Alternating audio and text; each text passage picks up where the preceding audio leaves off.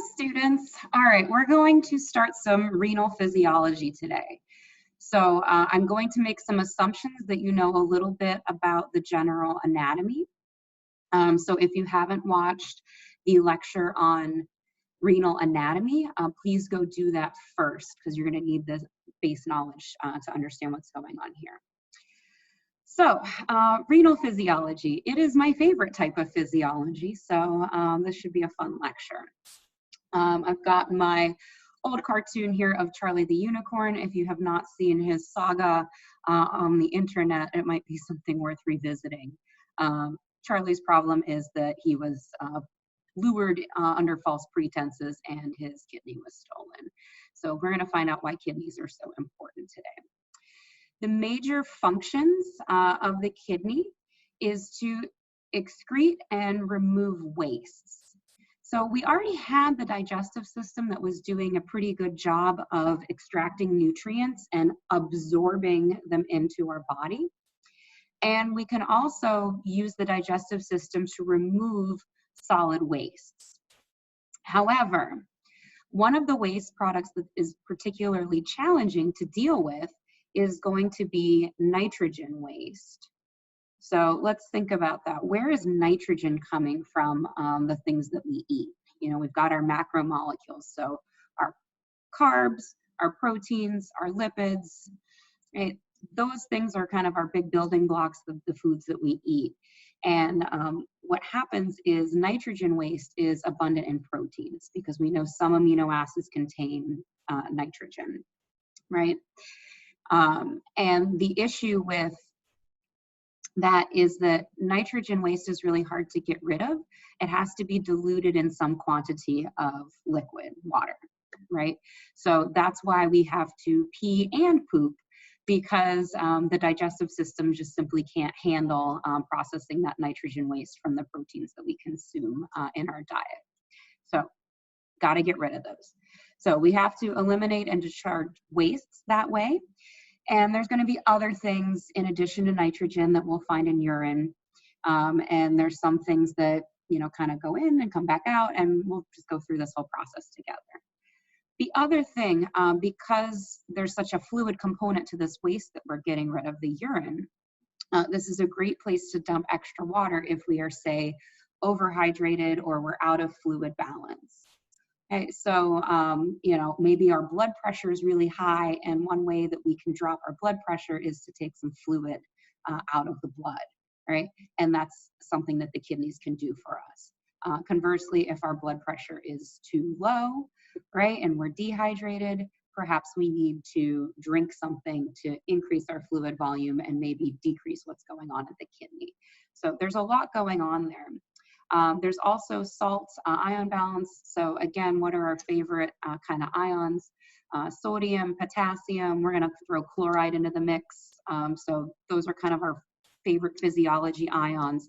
And we need to balance those because remember, we cannot fire action potentials if we don't have the right concentrations of sodium and potassium in our body. So the kidney is going to be able to look in the blood and pull in or you know, pull out the things that we, you know, need or don't need in terms of ions.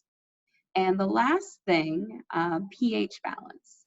So thinking of presence of hydrogen and the hydrogen ion, and if you thought the carbonic acid equation was going away, surprise, it will be back in the kidney because, you know, that's another place other than the lung that we can balance our pH. So if hydrogen ion concentration goes up, the kidney is another way that we can get rid of it. Or if we need to conserve something more basic like the bicarbonate H2CO3-, we can do that there as well.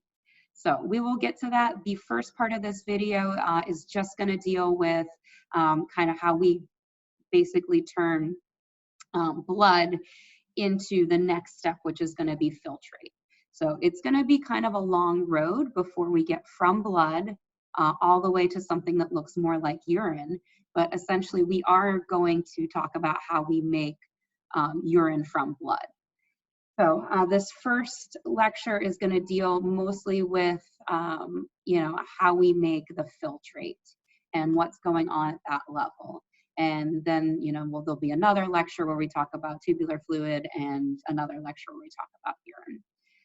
So you should be familiar with the gross anatomy of the kidney. Okay, right, so we have our big old renal artery coming into the hilum of our kidney, and that is taking blood, right, out through all of these interlobar arteries and segmental arteries, and then we're heading out into the renal cortex. So really all of the action that we're going to talk about as far as filtrate is the actions happening in the cortex, so that outer sliver of our solid organ, the kidney. So coming into that renal artery, the kidney is actually getting, well, both of them, right, because you got two. So they're getting 25% of the cardiac output. Just those two little beans, you know, in your body, they're getting 25% of the cardiac output. That's like what the brain gets. All right, and then, you know, really everybody else only gets 50%. All the other organs have to fight over that. Well, okay, we need to talk about this for a minute. So the kidney's getting 25% of the cardiac output, not because it's a giant organ that just needs 25% of the oxygen and the nutrients, but it's getting 25% of the cardiac output because it's doing something different to the blood. It's filtering it. So it's not going to use up all of the oxygen in 25% of the blood and use up all the nutrients in 25% of the blood. It's doing a bigger job here, so we need to acknowledge that. So that 25% of the cardiac output we just said comes in through the renal artery, and then as the arterial tree in the kidney kind of fans out, we're going to draw all of our attention to the cortex.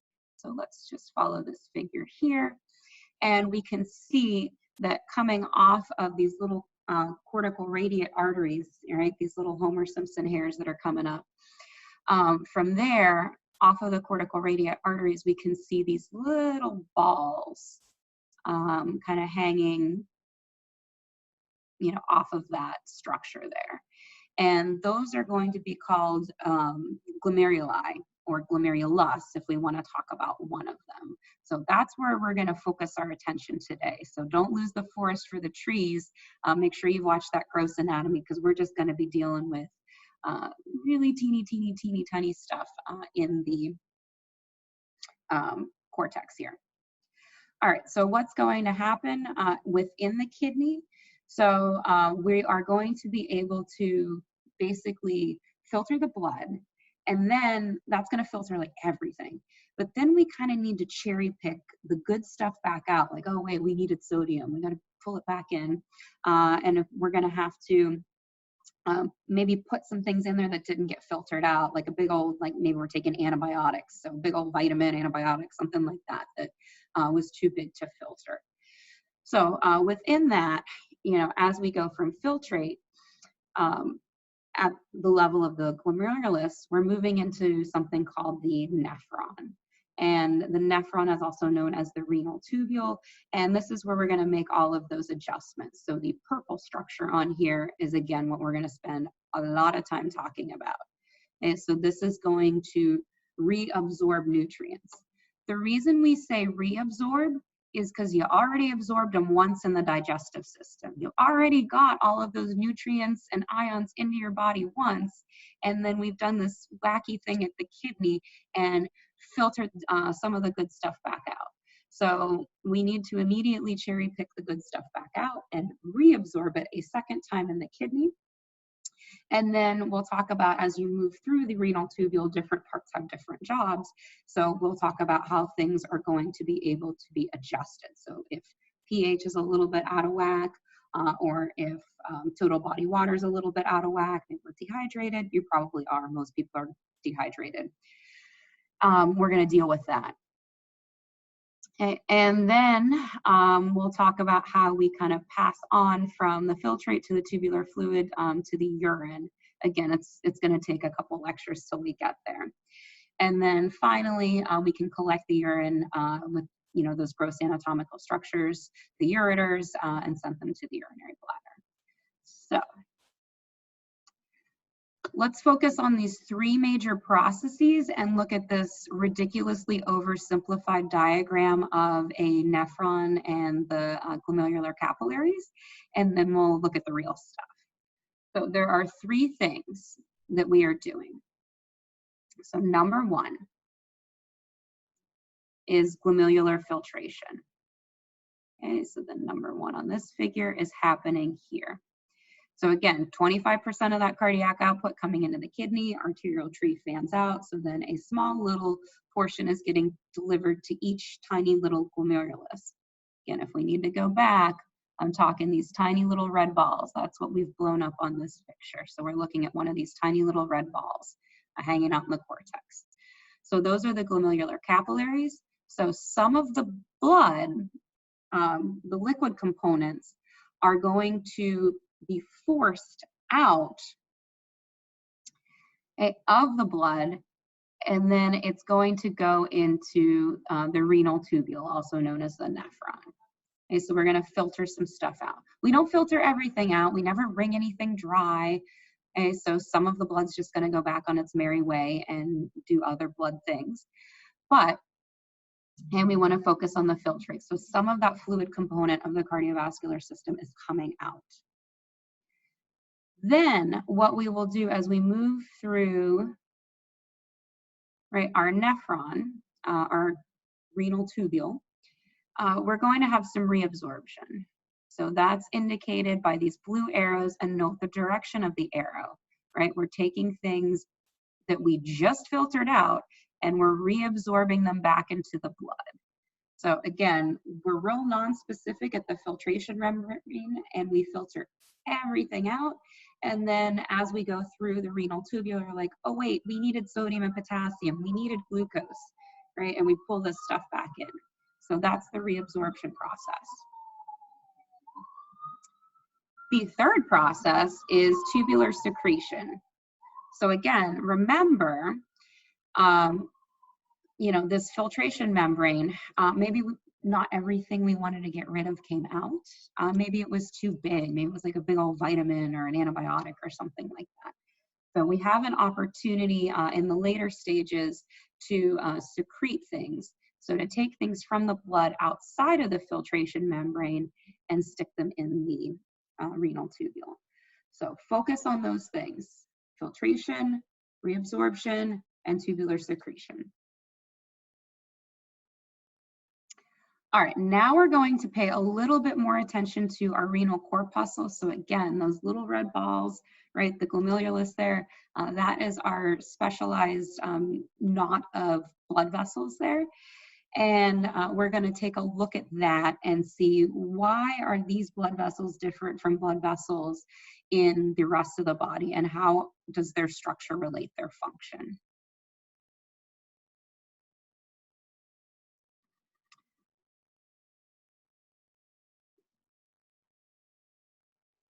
Okay, so what's going to happen here is we're taking a look at our glomerulus. So one really neat, weird feature about it is it's got two arterioles. And so remember, the arterioles were the smaller portions of the arterial tree. They were much smaller structures, and they are typically what's headed into a capillary bed. So we need to think of the glomerulus, this knot of capillaries here, as a capillary bed that's just kind of like all folded up. Okay, and now we have to remember what the terms afferent and efferent mean. So the afferent arteriole is bringing blood in to the glomerulus, as one would expect. So far, this isn't weird yet. This is how this works in the rest of the body. And then blood is going to be filtered across this filtration membrane. And again, some of the stuff is going to be filtrate and head into the renal tubule, but then some of it is actually, some of the blood is just going to come right back out. Again, we're not going to wring things dry. We can't have like dust flowing through our veins. And we don't have a vein here yet. We actually have a second arteriole. So this is efferent. whenever we talk about arteries and veins, we classify them based on the direction that they're moving blood and oxygenation status. So this is a special exchange that we're making here. We are not exchanging oxygen, carbon dioxide, nutrients, and wastes here. We're filtering at the membrane. So basically, it's an arterial going in and an arterial coming back out. So just make sure you understand the flow. All right, let's draw our attention to the glomerulus, the capillary bed itself, right? So this is going to look a little bit different.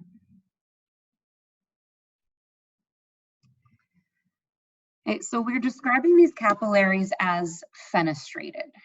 What does that $5 physiology word mean? Well, Latin roots for fenestration or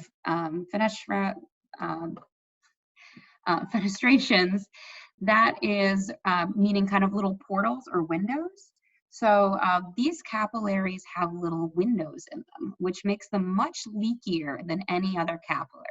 And if we're trying to let fluid out so that we can assess it and reabsorb things and filter things and secrete things, then this is a good thing for our capillaries to have little windows in them. Okay. And again, we've already hit this point. We're moving fluids here. We're not doing gases. The kidney will do gas exchange later because it still needs its cut, right? It's still an organ. It's still tissue. It needs things. We're not doing that yet. All right, so we're coming in through afferent arterial, filtration is happening, and then we're going back out through efferent arterial, whatever's left of the blood, okay? And where do we go from there? Well, then we have to look at this other structure, the glomerular capsule. So I just highlighted it here. This is the glomerular capsule. So the capsule is kind of like this C-shaped structure that's kind of biting over each little glomerulus. So you have tons and tons of these, right, packed in your kidneys.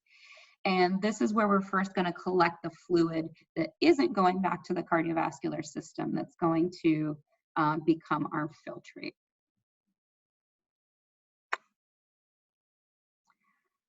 All right, now where do we go from there? So this is a slightly different diagram, but we've got our glomerulus here. And we've got our glomerular capsule right on the outside. So this is basically what we were looking at in the last figure. So now we've added the rest of it. So we're going to talk about the nephron, aka the renal tubule, and we'll take a look at this. And I really do like this diagram because if you pay attention to the arrows, they're kind of showing you which way things are moving. So the blue arrows are indicating water absorption, and the orange arrows are indicating solute reabsorption. And then if the arrows are going the other way, like this one's going the other way, then that would be a secretion event. We'll walk through all of this. Okay, so the nephron is our functional unit of the kidney. So that is everything that is drawn in purple.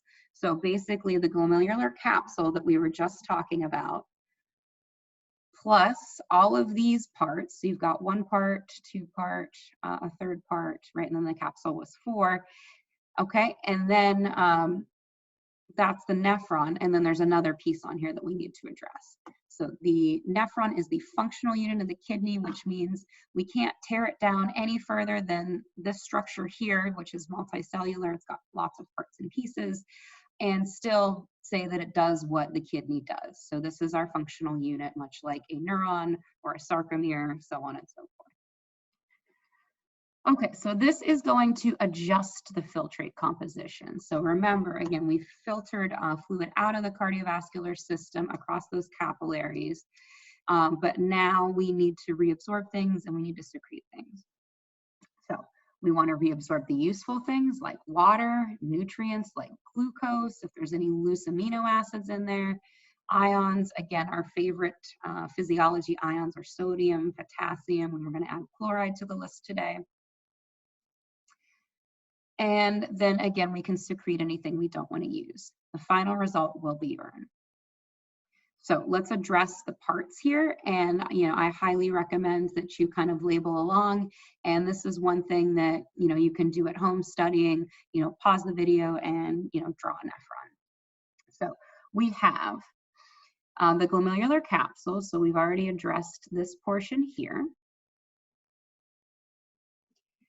We've got the proximal convoluted tubule. So that's going to be from the end of the capsule that's receiving the fluid, right, to right about here. So use your anatomical terms. You've got proximal. So our reference point here is the glomerulus. So the proximal convoluted tubule is proximal, right, to the glomerulus. This is going to imply that there's going to be a distal tubule. We will get there. In between the proximal and distal convoluted tubule is going to be the nephron loop. Okay? And again, these are described as they look. So it's the proximal tubule, and convoluted is when something's really complicated. So this thing is just very bent and twisted. That's what the anatomy looks like. So it was a good name for it. And even this nephron, that's a simplified drawing, wait till you see what the real ones look like. They're just very convoluted. All right, so proximal convoluted tubule, the old name is the loop of Henle or nephron loop for this portion. You can see this is where we basically loop down and make a hairpin turn. Okay? And that is going to, for some of the neurons, nephrons, dip down into lower regions of the cortex, and some of the nephrons we'll find have very long nephron loops that actually go into the medulla, and then there's some fun stuff there with concentration gradients. Okay, and again, as promised, there was a proximal convoluted tubule, so there must be a distal convoluted tubule. So again, very complex structure, very twisted, and that it's further away from the glomerulus, so it is distal. And the last thing on here that we need to address is the thing that is in yellow. That is the collecting duct. That is not part of the nephron. It does not get to be in the club, but it is important. So the collecting duct is what's basically going to collect the urine. So once we're out of distal convoluted tubule, this is where we can actually call the fluid urine. And I think that's very cute that they colored that tube yellow. I get the point. It's making urine. So from there, the reason the collecting duct is not in the nephron club is because it's receiving and collecting urine from multiple nephrons. So you can see there's some little stubs here. So it looks like on this figure, and there's some stubs, down here as well. So it looks like on this figure, perhaps we're receiving urine from maybe 5 different neurons, right? Certainly, in real life, it's a little more complicated than that diagram. All right, again, I very much encourage you guys to draw at home and practice drawing a nephron and labeling it up. It doesn't have to be anything super special. You can just throw your glomerular capsule on, get yourself a swirly, twirly proximal convoluted tubule, give yourself a nice little hairpin turn, and that's going to be your nephron loop. Make another swirly, twirly distal convoluted tubule, and then we can put that into the collecting duct. We shouldn't forget to draw our capillaries, glomerulus, and then of course you can go back in and label this like afferent arterial. I'm working with my mouse, so I'm struggling a little bit here. This would be your efferent arterial, right? That's going to be the glomerulus. I'll label it with a G. This is going to be the capsule. I'll label that with a C. Switch our colors back over. That's going to be the proximal convoluted tubule. So whenever you get to be friends with it, you can call it the PCT. This is the nephron loop, right? And this is the DCT. I hate when people say I don't like to draw because it intimidates me. You too can draw a crummy diagram of a nephron and still get some, studying out of it. So pause the video, draw your own nephron.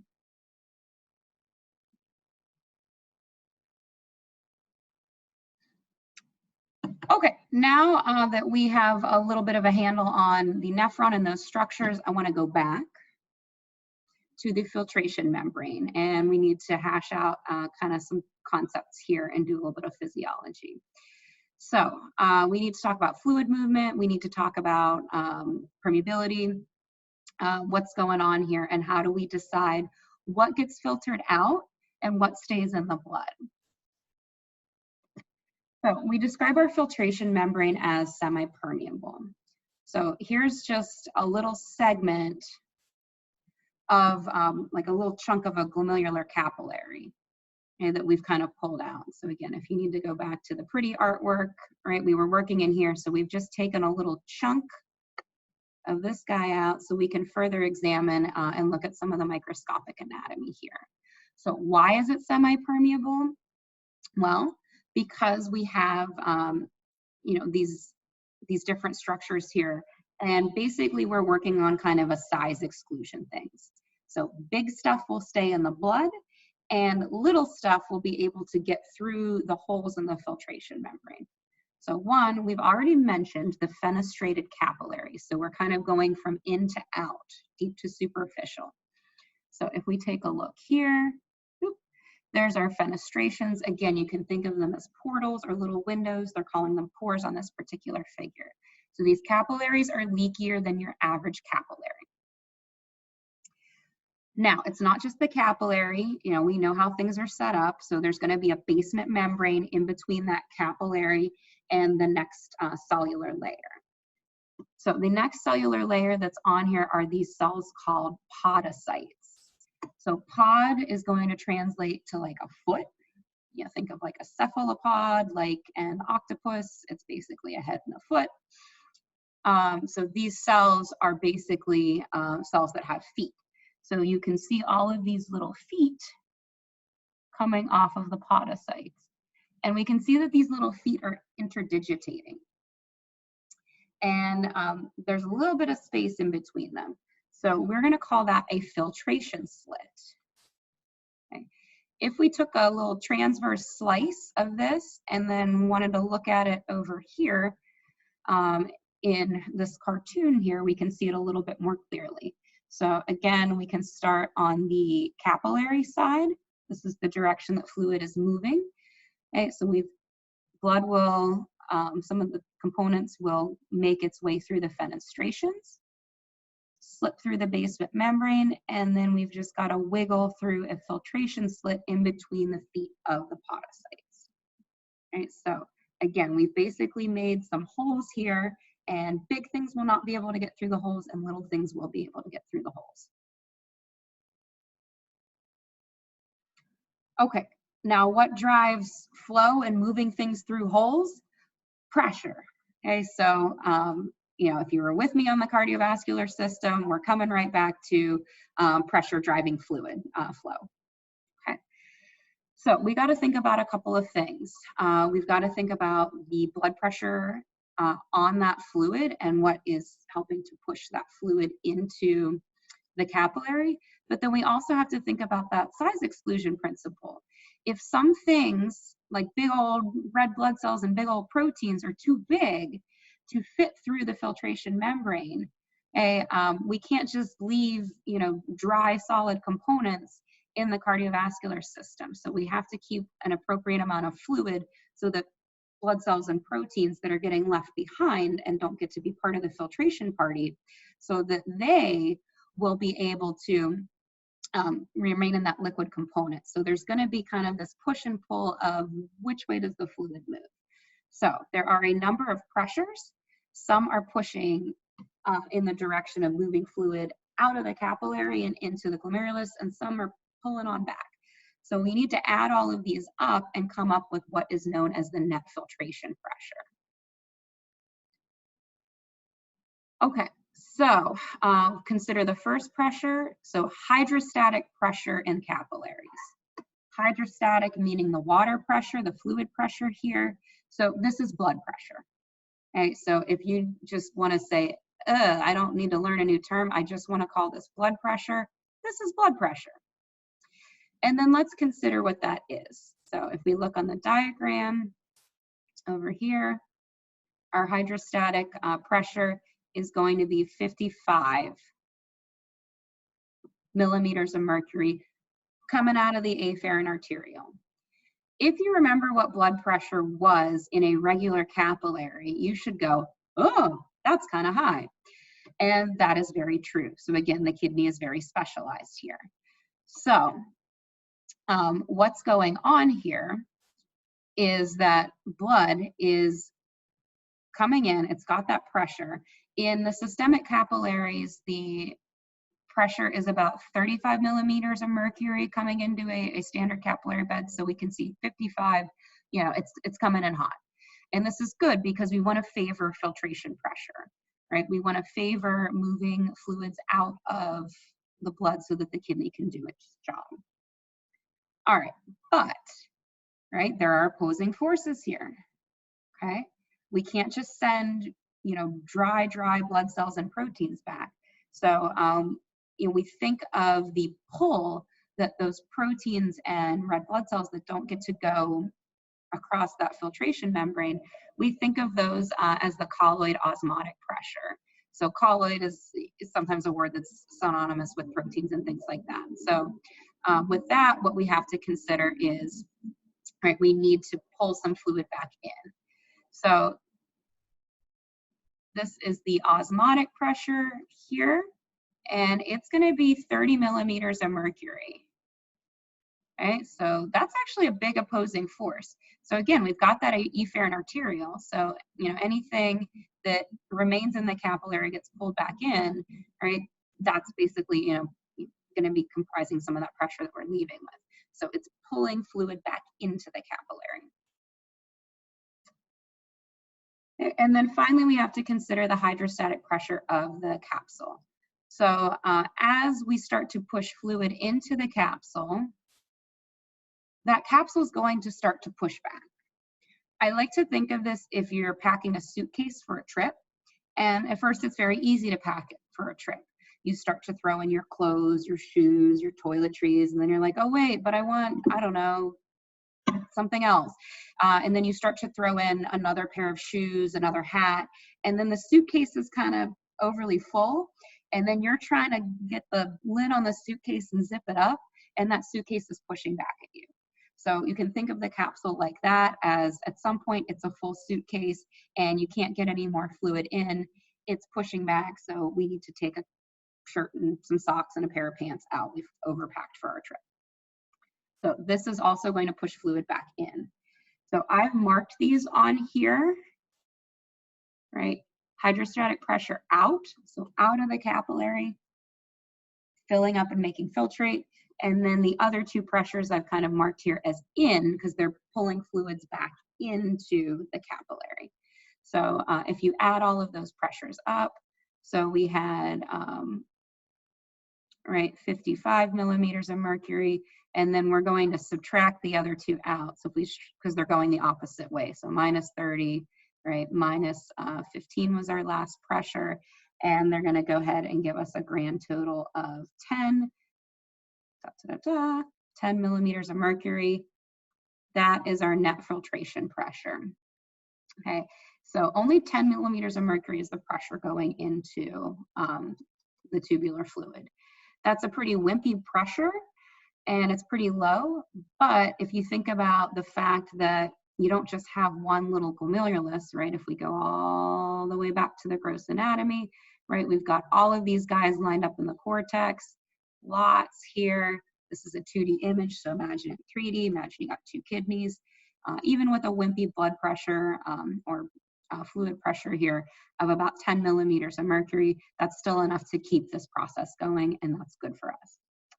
I have in gray here, there is no colloid osmotic pressure in the capsule. So theoretically, there really should be 4 pressures here. There should be a pressure pulling fluid into the capsule based on the blood cells and the proteins that are in the capsule, and they shouldn't be there. If you have blood and proteins in your capsule, you either have a urinary tract infection, severe kidney disease, you're just breaking down, you know, proteins, and there's something very wrong. And this does happen to people clinically, right? but there shouldn't be that pressure, so we ignore that in a healthy person. So if you were wondering why there is no colloid osmotic pressure in the capsule.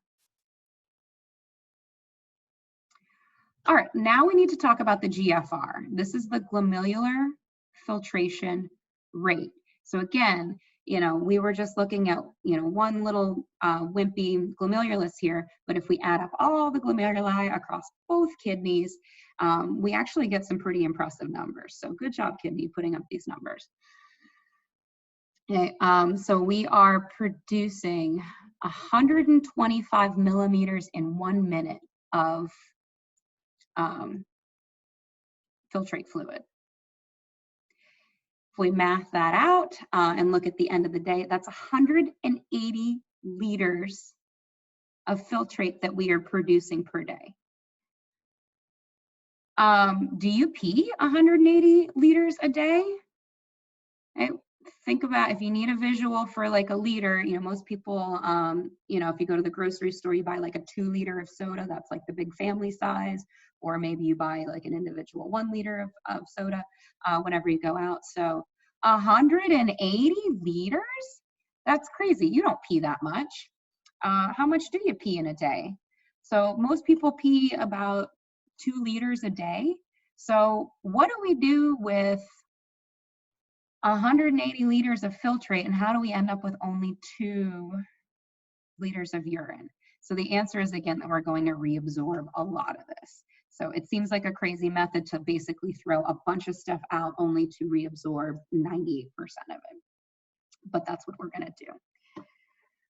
Okay, we'll tackle some of these things, some of the regulatory mechanisms. So this is driven by blood pressure and flow, and then what happens when we get out of homeostasis, our blood pressure goes up, we start bleeding, we get dehydrated, right? We'll tackle some of these mechanisms here.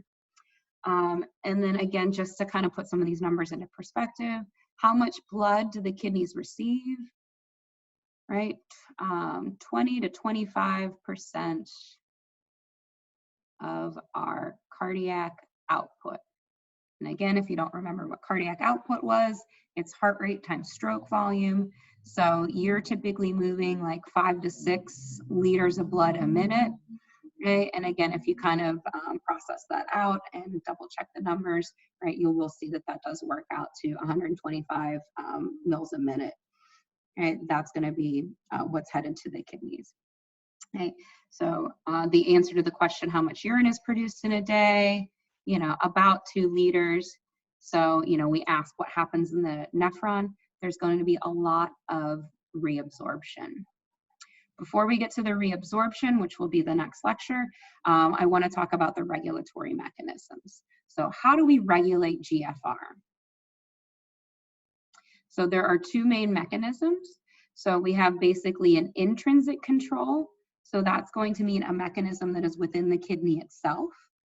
And then we'll have a couple of extrinsic controls. So these will be things that are more systemic, going back to the cardiovascular system, going to other systems to help regulate there. Okay, so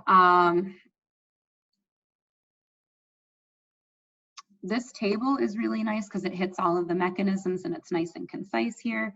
So we have the first panel indicating these intrinsic. So again, this is stuff that's going to happen within the kidney. So we will talk about the 2 mechanisms, the myogenic and the tubular glomerular feedback. And again, this is some low-level stuff. Like this is like, okay, kidney, you can handle this yourself.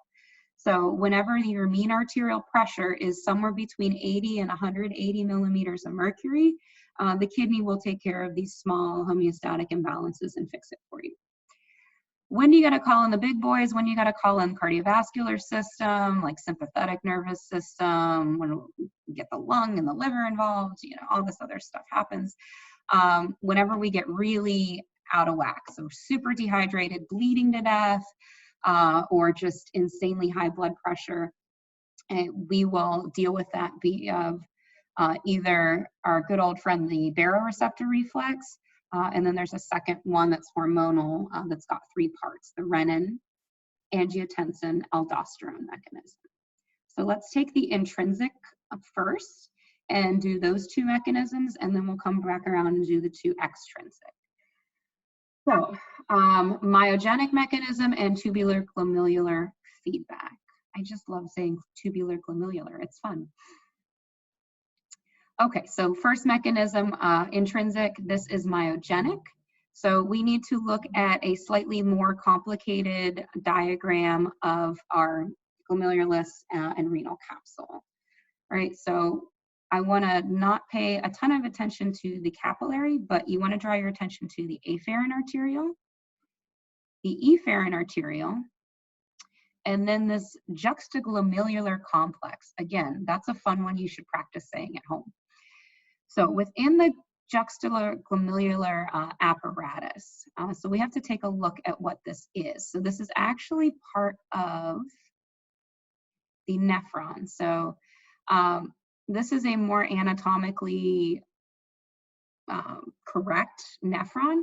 So we've got the glomerulus, we've got the proximal convoluted tubule, nephron loop, and then over here in the distal convoluted tubule, it wraps around such that that distal convoluted tubule comes right up and just wedges itself in between your afferent and our efferent arterioles.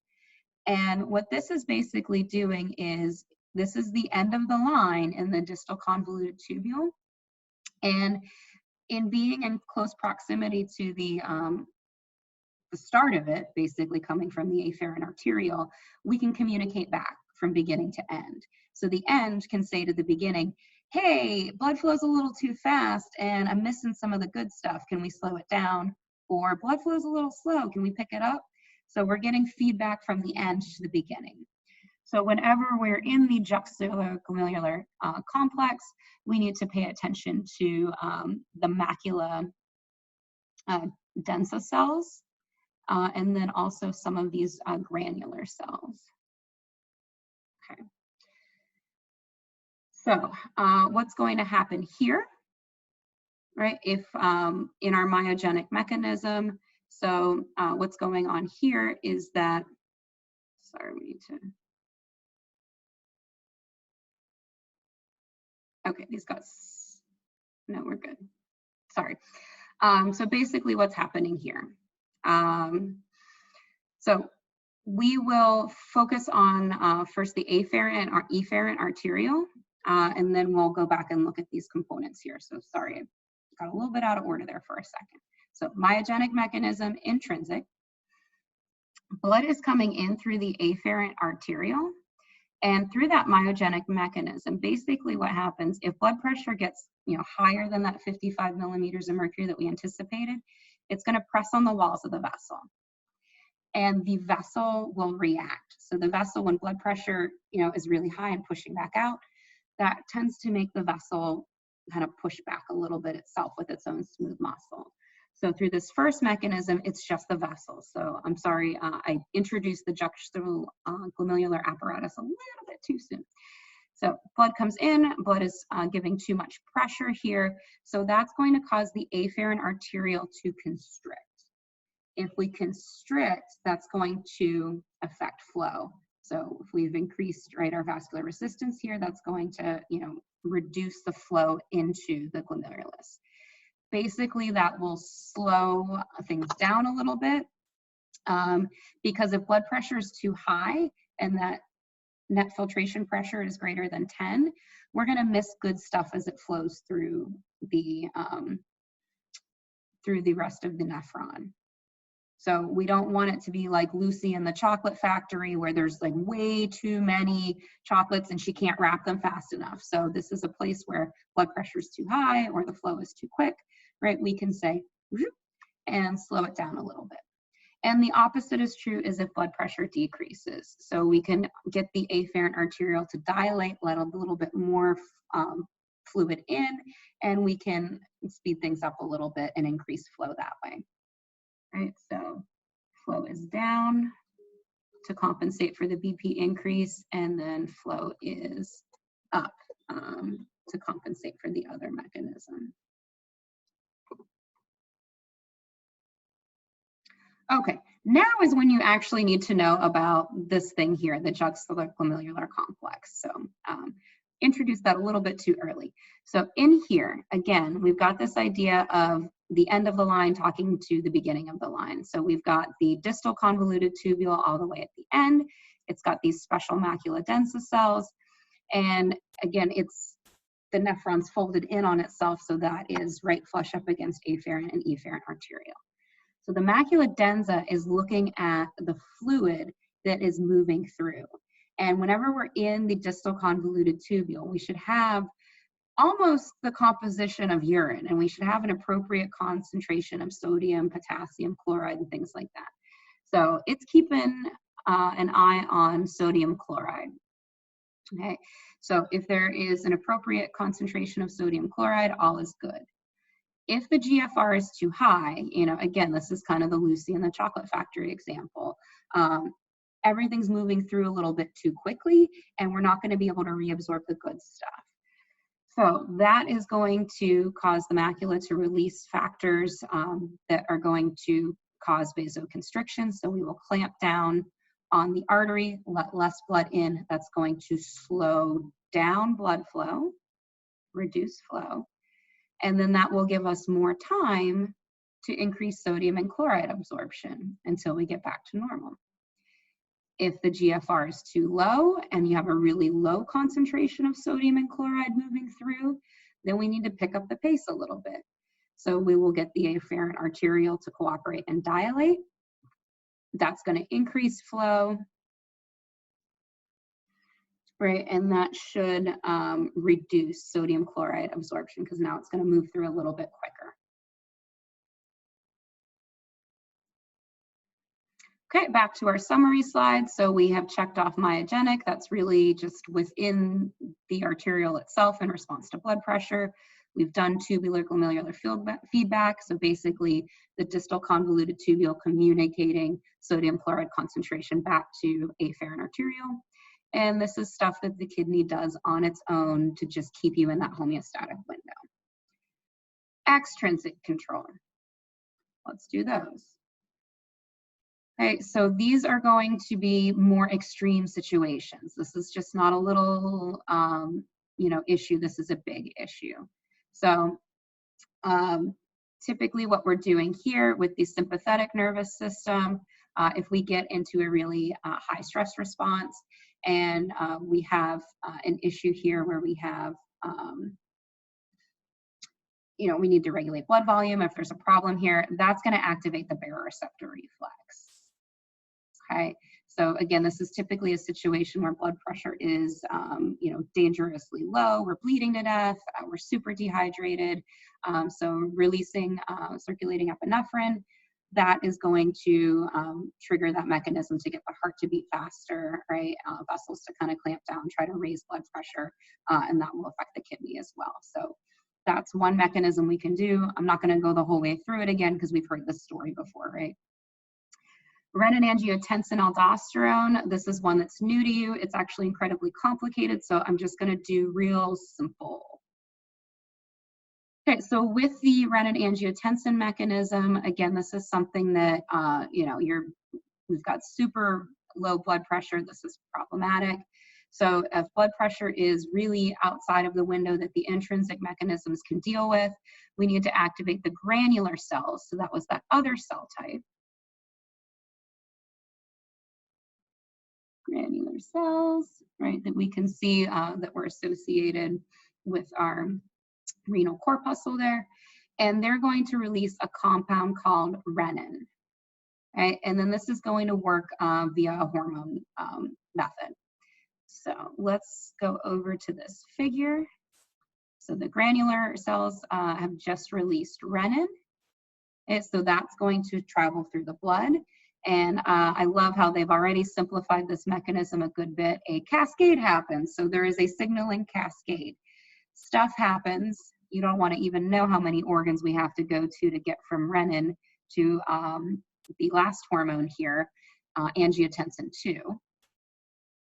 Now it kind of makes you wonder what happened to angiotensin 1, but you're not responsible for this exam.